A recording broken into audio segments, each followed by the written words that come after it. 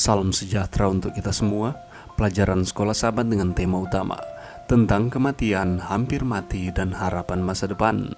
Pelajaran ke-14, segala sesuatu baru. Minggu 25 Desember, langit yang baru dan bumi yang baru. Bagi beberapa pengikut filsafat Yunani, gagasan bahwa sesuatu adalah secara fisik berarti itu buruk. Itu sebabnya bagi mereka tidak terbayangkan untuk memikirkan surga yang nyata dengan orang-orang yang nyata di masa depan.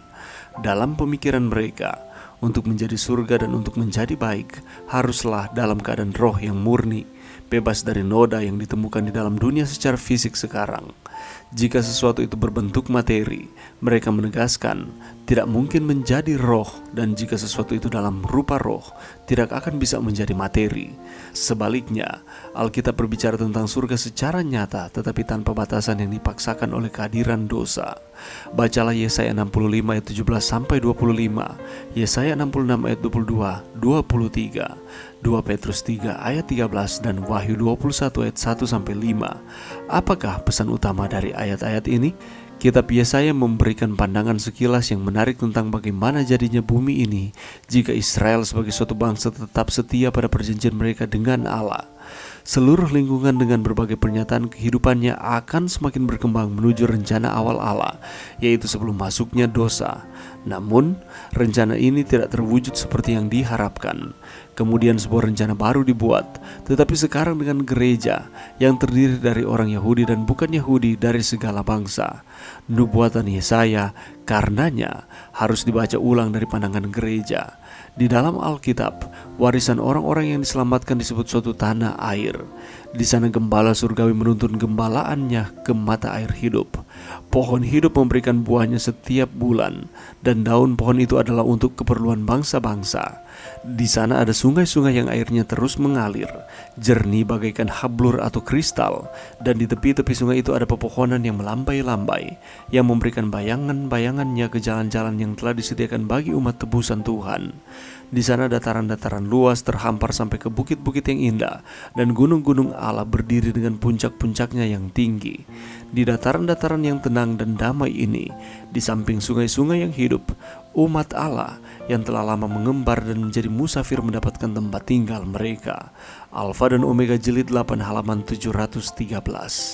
Banyak penulis sekuler tanpa harapan akan kekekalan seperti yang disajikan dalam kitab suci telah menyesali ketidakbermaknaan keberadaan manusia. Meskipun mereka salah tentang masa depan, mengapa sulit untuk berdebat dengan pendapat mereka tentang kehampaan hidup tanpa harapan masa depan?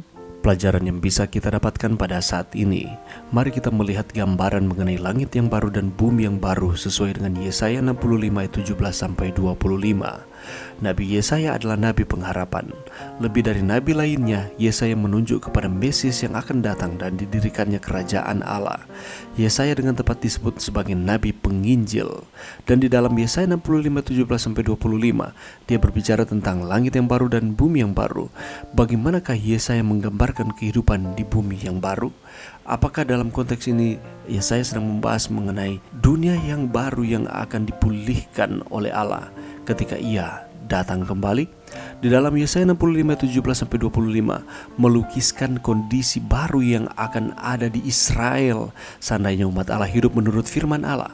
Model miniatur Allah dari kerajaannya akan diwujudkan di Israel. Selanjutnya, pengetahuan tentang Allah yang benar akan tumbuh dan kemungkinan menerima Mesias akan berkembang. Yerusalem akan menjadi ibu kota besar. Bangsa-bangsa akan berduyun-duyun ke bait Allah untuk belajar tentang Tuhan sejati yang hidup untuk melayani dan menyembah Dia. Langit yang baru dan bumi yang baru merupakan suatu ungkapan yang berarti dalam konteksnya kondisi kehidupan baru di bumi dan menunjuk pada pemulihan Yehuda setelah kembali dari pembuangan Babel. Ungkapan ini menggambarkan kondisi ideal bagi umat Tuhan di tanah mereka saat itu. Yesaya 65 adalah gambaran awal, rasa pendahuluan atau tipe dari langit yang baru dan bumi yang baru yang akan dipulihkan secara total oleh Tuhan. Tetapi ini tidaklah menggambarkan secara keseluruhan bagaimana dunia yang baru yang akan diciptakan oleh Tuhan setelah pemulihan yang terjadi ketika Tuhan telah membumi hanguskan akan dosa, sehingga setelah itu ia akan memperbaharui akan dunia tersebut. Di dalam konteks Yesaya 65 ini merupakan pemulihan bagi Israel apabila mereka setia kepada Tuhan. Kalau kita membaca di dalam Yesaya 65 17-25, ini menggambarkan bagaimana Israel ini akan dipulihkan apabila mereka setia kepada Tuhan. Yesaya memberikan 12 karakteristik. Yang pertama, bumi yang baru adalah ciptaan Tuhan yang unik. Tuhan campur tangan dan menciptakan karena Dia adalah pencipta. Yang kedua adalah masa lalu yang berdosa tidak akan lagi membebani hamba-hamba Tuhan. Yang ketiga, Yerusalem akan menjadi tempat sukacita dan kebahagiaan. Yang keempat, tidak akan ada tangisan dan erangan di Yerusalem.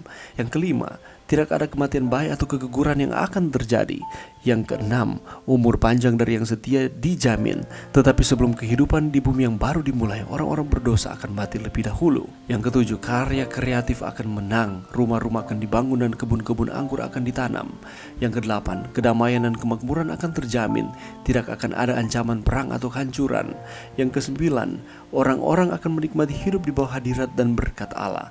Yang kesepuluh, doa akan segera dijawab oleh Tuhan. Ke-11, kondisi baru kehidupan di alam akan diciptakan. Dan yang ke-12, penduduk akan mengalami pembalikan kutuk perjanjian menjadi berkat yang berlimpah, seperti yang ditujukan oleh teologi perikop ini dibandingkan dengan berkat atau kutuk di kitab Ulangan. Jadi ini merupakan gambaran bagaimana Israel akan dipulihkan apabila mereka setia kepada Tuhan. Dan ini juga merupakan gambaran awal bagaimana pada akhirnya Allah akan memulihkan keadaan dari dunia kita ini, sehingga pada akhirnya dunia ini menjadi baru dan kita akan tinggal bersama-sama dengan Tuhan untuk selama-lamanya. Mari berdoa. Terima kasih Tuhan atas firman-Mu pada saat ini. Bantu kami Tuhan untuk kami terus ada di dalam hati kami pengharapan bahwa kami akan hidup bersama-sama dengan Allah di langit yang baru dan bumi yang baru ketika Engkau datang menyelamatkan kami yang setia kepadamu. Ini doa kami di dalam nama Yesus. Amin.